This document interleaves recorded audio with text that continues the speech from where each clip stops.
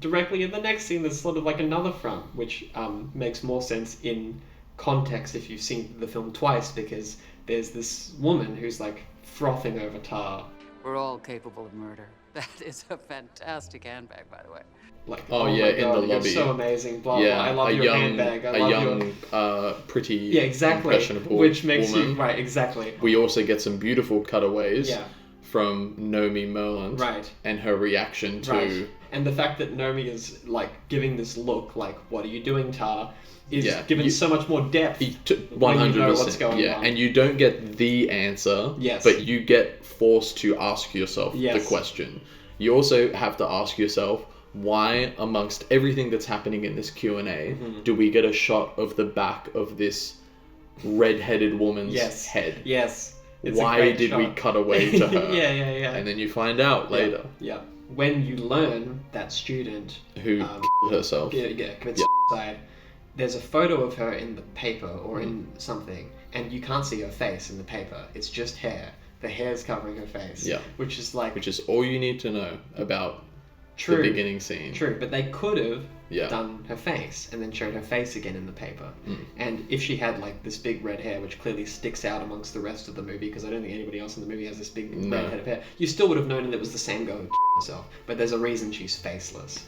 It's because it means so much more that she's faceless. She's not a human being who killed herself anymore. She's more presented as like an idea or a stand-in for a lot of people who have killed themselves, or like Yes. the concept of somebody and who it could has be done it. also like the multiple people that Kate has potentially taken advantage True. of over the years. She's nameless, faceless. She's just one. Yes, there you go. Yeah. She's just the one who decided to kill herself. Sure. And then the only one also that media happened to pick up Sure. on. Yeah, exactly. Which is now where we've got a hitch. Yeah. And in a chink in Kate's armor. Yeah. Yeah. It also makes her like this weird, to me at least, this like ghost-like entity, because there's a lot of stuff that happens That's in a the good movie. way to put it. Yeah. But because she's like, because you don't know who she is and you can't actualize her as a real person, because we never met her, you know, we never saw her say any words or interact with anybody. All we have to go off is this like idea of her. And so when Kate is like getting paranoid at night and stuff, and like going and checking, and she gets sent that book with has that little like specific inscription on it, and then she looks and the metronome's going at night and it's there, and it's like, how did that get there? We're never really Who is gonna setting know the metronome? Because how- it's not the daughter. Right. It reminded me of Cachet. For anybody who's seen Haneke's Cachet Hidden, same thing. It was a little bit like, oh shit, how did... You know what I mean? Was it... Did she start the metronome? Like, what's going on? It leaves this beautiful piece of ambiguity. It's like, did she dream that? Because she got up at night and it was on and it was there. And then she even asks her kid, like, did you put the thing on? She says no. No? Petra, last night you weren't by any chance in my study. No, Lydia. Because you do know you're not supposed to be in there without me. I know. You know? You're not supposed to be in there. It's like, yeah, I know. It's not... Yeah. And it's brilliant. I absolutely love that element.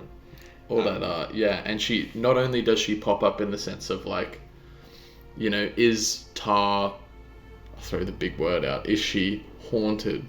She's haunted in some way, psychologically maybe. Right, she's paranoid at the very least. Totally. Yeah. And, but also the woman with the red hair literally pops up in a few scenes. Yeah. It's just like, she's there and gone. Right. And it's just for little nods too. Yeah. If there a ghost in the house, is she? Yeah. Right. So after this movie was over, Yeah. the first time I saw it alone and the second time I saw it with someone, this person I saw it with, she was convinced that Tar was like this, you know, predator, essentially. And I was like, I think Tar's doing something better than that and more complicated than that. So by the end of the movie, Todd Field's only really showing you what you need to see for him to make the point that he's trying to make and for him to tell a certain type of story.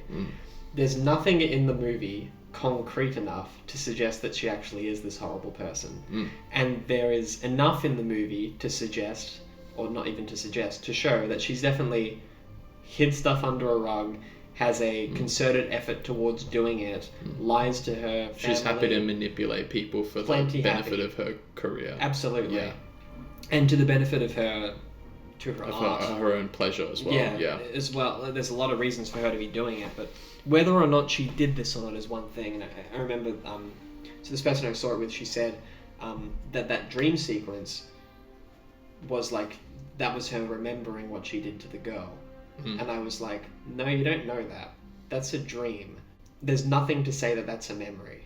There's things with that, like if you're driving on the road and you can see a policeman, even if you are not doing anything wrong, Sure. you will. Yeah, exactly. It's a similar kind of thing. If that's the side of the story that you feel like you're leaning to. Sure. And I'm glad that, which is exactly what you're saying. Tar gives you both options. Yeah. Which is great, because as a member of the public, Yeah. when you hear these stories, You don't know. you are given two options. You are, yeah. And obviously, we hope it's not the truth for multiple reasons. We hope the victim wasn't hurt in the way that we find out that they are. Yeah. If it's someone that you love, you hope that you can still love them. Right. You know? Yeah. Like, it happens, and we get put in the same position as Tar. And it's a very important question, especially in the modern age with cancel culture, that we're forced to ask ourselves when we hear news like this. It makes you ask the question of like yourself or of anybody else you know, or of anything like this, which is like, if somebody commits suicide and there's a bunch of emails saying that you're a bitch and this, that, and the third, could you be held accountable by the public for somebody's suicide? Because you could totally get cancelled over the public thinking that you made somebody kill themselves. Yeah, you absolutely could. Very fair, yeah. And then the next question is something like, is that your fault? How much of that is your fault? You can't ever really stop anybody from themselves. It's their decision, right? So that's the big question of the thing. It's just like, what you can definitively say about Tar by the end of it is that had she been open, honest, and upfront with everything that had happened, she could always rest on that. But she was too, and like reasonably concerned about everything blowing up in her face for her to not lie. So she lied. Yeah. And she lied to everybody. She even lied to her family and whatnot, and her wife. And she even says, like, whatever this cheating thing is with the cellist that you've got going on, like, I'm sure I could have gotten over that. Tried calling you last night. Did you have fun with her? And in the end, I'm sure I could get over something like this. But lying to your daughter and lying to her family about everything that's happened. That last shot where they have that argument, there's that great, it's just the scenes left on that shot of Kate just like with this look on her face that you could not replicate in a million years. It's just amazing facial But Kate expression. did it, Yeah, she's brilliant. But like, it's that thing, it's like, you can't say whether or not for sure Kate did this or didn't do this, but what you can say for sure is that she lied in order to protect her reputation. Yeah. And she, I guess, thought that it was worth the risk of her career. She put her career essentially over her family in terms of what she chose to value. Which is wild, because that's actually what killed both in the end. Yeah. But she's such a perfectionist. Yeah. She couldn't, Everything had to she be right. decided to go all in. You can totally understand why she does everything that she does. Yeah, 100%. Yeah, which is why it's so brilliant. Yeah.